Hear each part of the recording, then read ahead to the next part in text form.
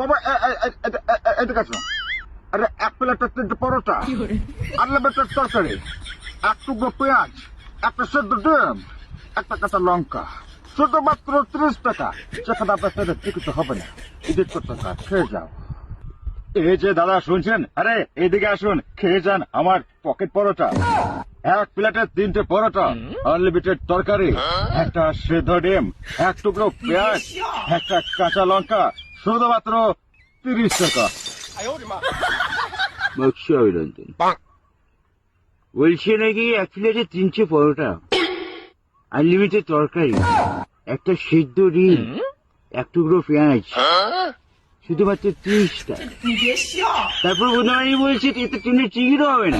তুমি ছাগল সারা, এখানে তোমার গান হয়ে গেছে, এখানে তোমার গান হয়ে গেছে। সারাক্ষণ বোকাচ্ছে তুমি কি করছো ইউটিউবে এসে, তোমার শিক্ষার অভাব আছে। এগুলো আমি বলিনি, এই রোদ্দুর হয়ে বলছি, বুঝতে পারলে রাইসদা।